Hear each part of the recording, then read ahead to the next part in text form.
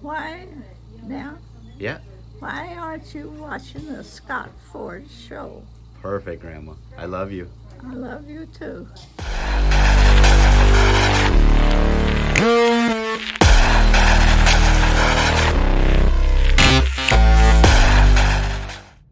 Cheers and good on you, boys and girls. Thanks for tuning into the show.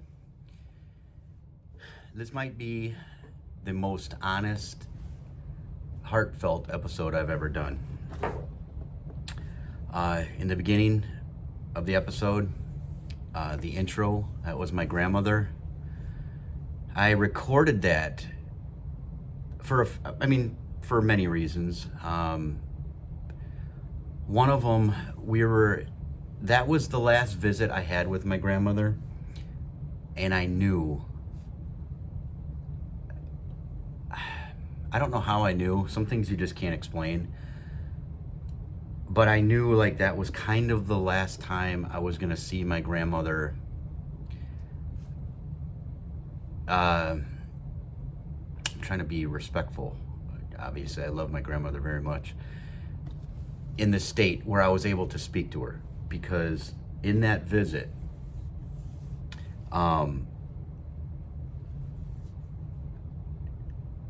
I could tell she was slipping pretty quickly. That was the last visit where I was able to see my grandmother sitting upright and really communicating. Although a lot of it was trailing off, and there were times where things weren't making sense. And it was a hard visit. Now, my grandmother at that time, and for a bit, her eyesight wasn't the greatest. So I held her hand the entire visit. Well, most of the visit for sure. And there was a point in a conversation with my grandmother, I felt like this is near the end here. And I started crying uncontrollably. And I tried so hard for her not to see me because I knew her eyesight wasn't good. So I wasn't making a lot of noise while I was crying. I was keeping it contained, but I mean, the tears were just pouring. And she knew I was crying though. She knew it. She had mentioned it. She was actually trying to dig into her pocket to get a handkerchief, and my Aunt Helen came over with a box of tissues, but I sincerely and truly did not want my grandmother to see me crying right then. But I was overcome with emotion. I felt it. I just felt like this might be it. As far as, I didn't think she was gonna pass away the next day. And I must admit, I didn't think the decline was gonna be so fast. I have so much to say. So again, this is all, I have no notes in front of me. I'm just gonna talk. I'm just gonna let it out. She was such an amazing woman. And you know, my grandmother lived in that house for many, many, many years. And I'm telling you, most everything in her house has remained the same for many, many, many years. I remember the day, we have a weird thing in my family where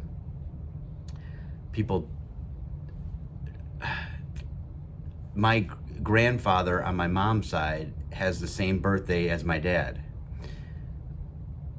My great-grandmother, my grandmother's mother, she had the same birthday as my brother and sister. They're twins. She died on my 5th birthday. So we have a lot of weird things like that in my family.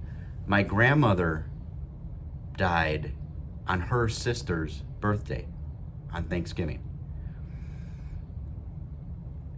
And I could tell you, I remember on my 5th birthday when my great-grandmother died. I was very close to my great-grandmother. Sadly, I don't remember her very much, but that's the stories. I have vivid flashes of memories where I do remember my great-grandmother having to walk with a walker, and I was, I guess, her protector. And so if she had to get up and use the restroom, I would run over and help her move her walker to help her to the restroom. Now I know now that I wasn't much help, but I guess in my at the time 4-year-old brain, I thought I was the reason she was getting to the restroom. I had to help her. I had to, and then I'd stand outside and wait for her. And when she was done, then I would help her back to her chair. The same chair my grandmother sat in, not same exact chair, but same corner, same position. So I remember the day my great-grandmother died, my grandmother's mother. There's a picture, when you walk into the door, there's a picture on the wall to the left. It's like a water fountain. And it's a very outdated picture, but it has been there since before I was born. And I remember very specifically standing underneath that picture and, kind of hearing the news that great-grandmother died. And I remember my grandmother saying how she went to heaven.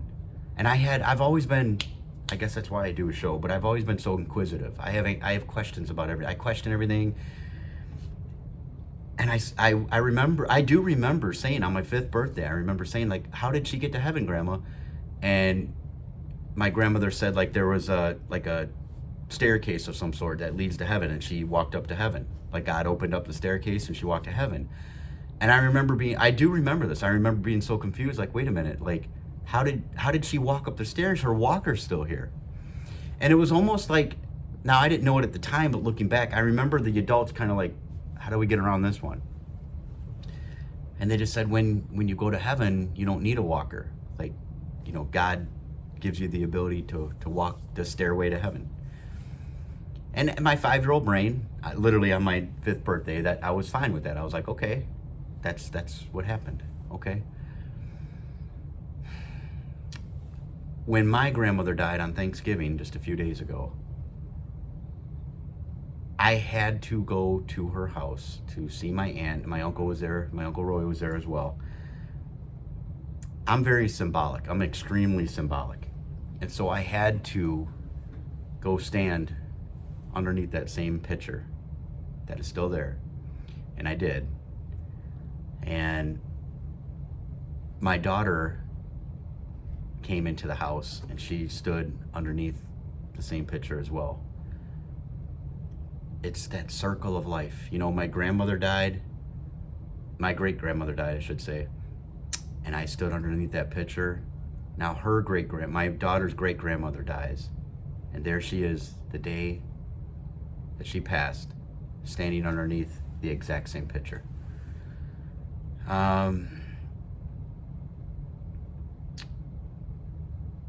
My grandmother was a beautiful woman.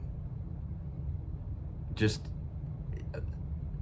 a true sweetheart. Like, I almost, like, I've never heard a bad story about my grandmother. I've never heard, like, grandmother getting upset or losing her mind and yelling and screaming, and I can't say that that's never happened. I mean, we all are human. I've never seen her get upset, though. And I was very close to my grandmother. I have a video coming up, and I'm going to play it, and it's the same visit that I recorded the intro at. And it's my grandmother speaking to my daughter. And I'm going to let that play out the show, but I want to talk a little bit more. But I mean, that's something to cherish. She's holding my daughter's hand, and she's speaking to her. I'm a Christian because of my grandmother. I know that. She has very strong faith. I have no doubt where my grandmother is right now. So as hard as this is, it's a blessing. Now, my head and my heart aren't quite matched up on this yet, but they will be. I'm getting there. Most people don't get to have their grandparents this long. My grandmother, 99 years old, in approximately 6 weeks, she would have been 100. So she just missed her 100th birthday. I've been telling her since she was in her 70s, Grandma, you're going to make 100. She all of her siblings, her parents, everybody, she beat them all. Like, she lived the longest out of everybody, and just shy. I believe in setting goals. She would have told you that. Scott's been saying it forever, that I'm going to live to be 100. Oh, so close. So close. But I'm so happy she's at peace right now. My grandmother was born in 1922. I believe she was a day older than Betty White. Or a day younger. It's a day older or a day younger than Betty White.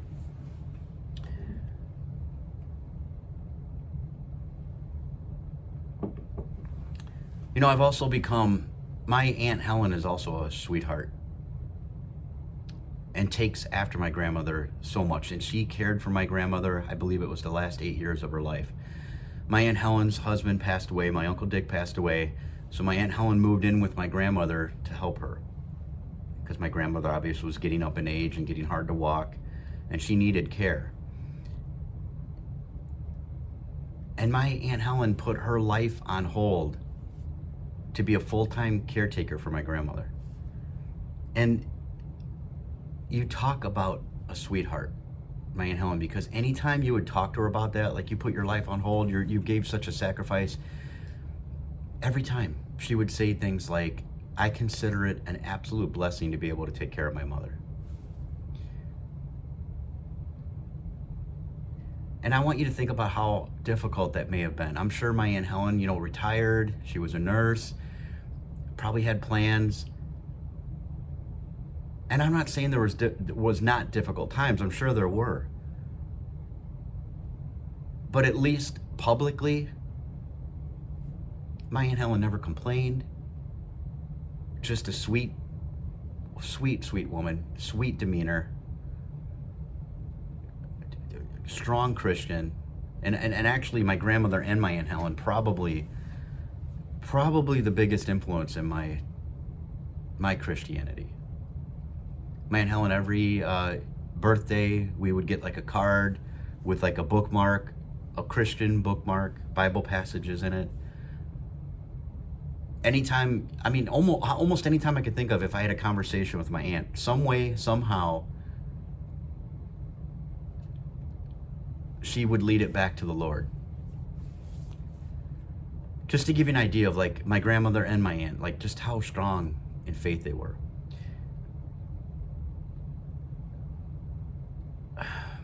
I have a deep appreciation and love for my Aunt Helen right now. And oddly, when I went to visit pay respects to my grandmother on the day she passed, she wasn't there, of course, but I got there and I didn't get 2 steps in the door. My Aunt Helen just kind of broke down into my arms. And then we held hands as we were speaking. And I can tell you, like, my Aunt Helen, I guess in my heart, in my eyes, she's almost like taking the role for me as my grandmother. Now she's not, I'm sure she'll end up hearing this, so Aunt Helen, I'm not saying you're old enough to be my grandmother, you are not. But it's almost like you've taken that role on, for me, in my eyes. I don't know if anybody else is gonna feel that way, but I almost feel like you're my new grandmother, even though you're my aunt. Like, it's just, and believe me, that there's nothing but beauty and love behind that. So when I say my head and my heart haven't quite matched up, of course I'm sad, very sad my grandma passed away, but this is truly a blessing. Her faith was so strong. I know where my grandmother is. She's in heaven right now. This is a blessing because of that. This is also a blessing because of the fact that, not, like I said before, not many people get to hold on to their grandparents this long, especially, gosh, what a beautiful, beautiful woman. I'll give you an example of my grandmother's faith. I lived with my grandmother, I think, a year and a half, maybe 2 years. I don't know quite how long it was. And I took my grandmother one day to my parents' house. It might have, I don't know, I wish I did remember, but it might have been like an Easter thing. It might have been just a random weekend where we just went out to my parents' house. And I remember bringing my grandmother home, and we walked into her house, and she went right to her bedroom where the phone was to play messages. And the first message was her sister, and she had given the news to my grandmother that their brother had passed away.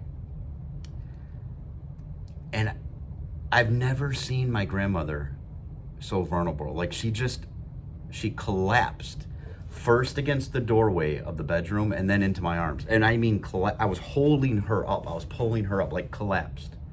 Like her knees gave out, like collapsed. And in a moaning, crying voice, she said, I wish I remembered the exact words, but this is very, very close to exact words. She said, "Lord, I can't take this pain, but if it is your will, I accept it."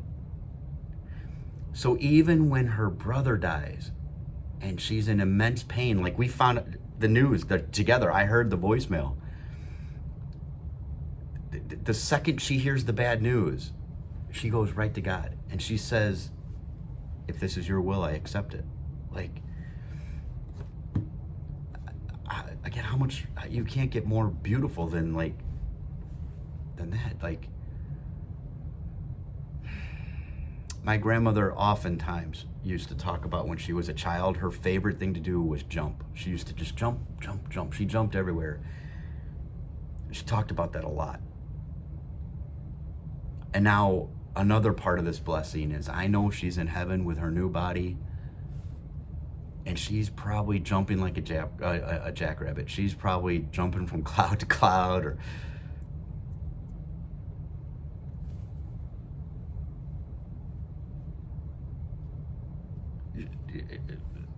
you know the phrase when you hear someone say, like, this person would give you the shirt off their back? That was my grandmother. She would do anything for anybody.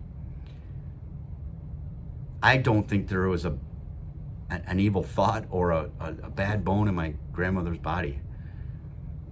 She's just a definition of, like, grandma.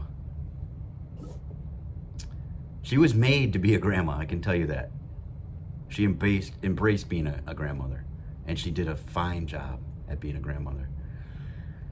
And it's hard now because, listen, we're all going to face that fate one day. I say it like it's almost like life is a bookends. And unfortunately, you're born, and then unfortunately some people, they have a real small space. And some people, like my grandmother, have a very large space to fill. But wherever you fall in between, make it count, people. And understand that you're not going to escape this.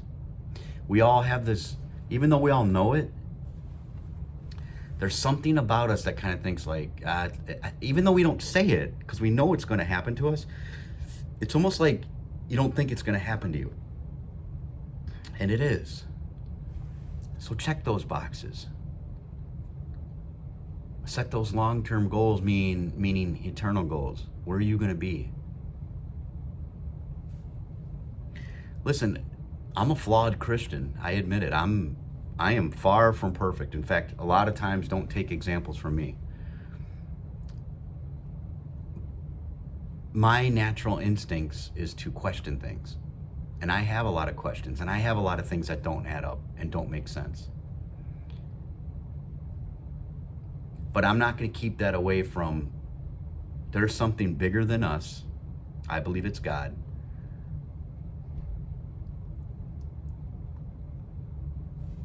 We're not just accidentally here. There's things that we can't explain. So I would encourage you to spend some time thinking about that. And even if you have questions, because I do too, just kind of blind faith, go into it, because we know we're not going to be here and there's something bigger than us. I don't believe for a second it was all just an accident. We all just fell into place accidentally, and everything just, there's a plan, and there's something bigger than us, and we are going to face that fate. As sad as it is, my grandmother's passing. I'm going to be there one day. You're going to be there one day. All of us are going to be there one day.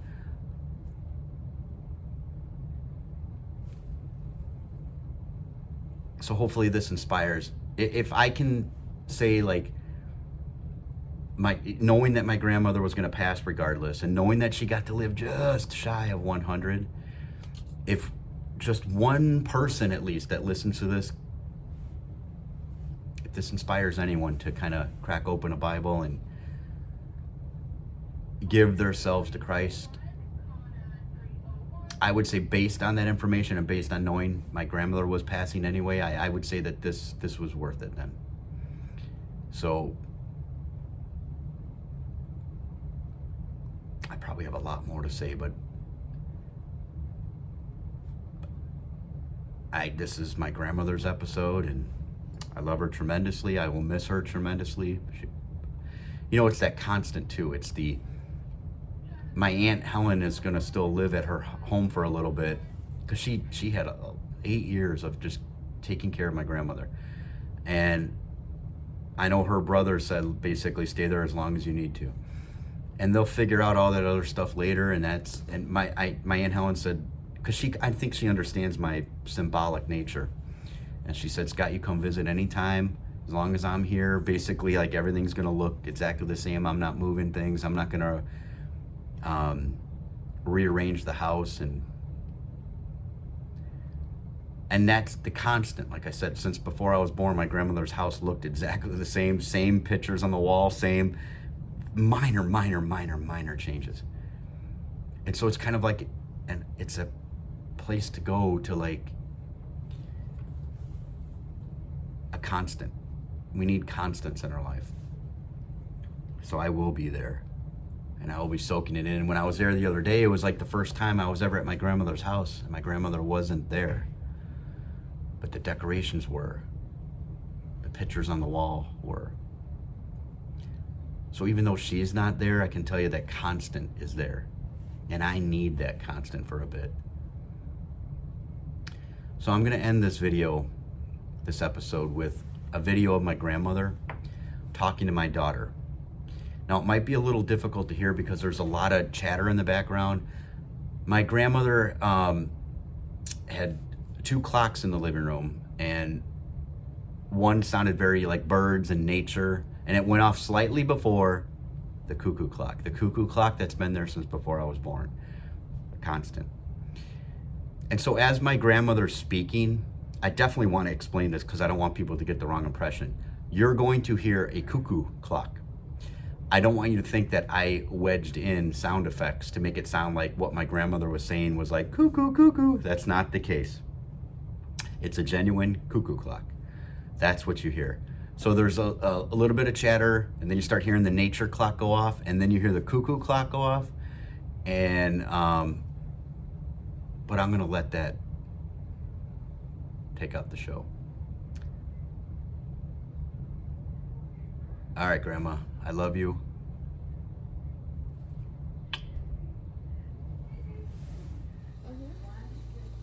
Okay. Well, you want to be as old as I am someday? Some long time from now, right, Marilyn? You really can't tell, can you? It's a long time. But I'm happy to see you and glad you came to see me today. You're welcome. So just be a good girl and continue with your good schoolwork. That's important. You know that, don't you? Yeah. You have to keep up. I know that. But anyway, Yeah, it did. It was a lot of fun. that's I know. a lot of love. Johnny was like, should we move it to Grandma's house? And that's a lot of people, at Grandma's house. Up And I home. think it worked out. It's right now, it's a big thing up there. I mean, it's going to school a certain days and staying out a certain days. And to me, it's rough and raggedy. But the lessons are, when I was little like you, we went This to brings school me every joy. day that we had school. And we knew we had school, we had to go to school. So it was great that we could enjoy it and still go. But some of my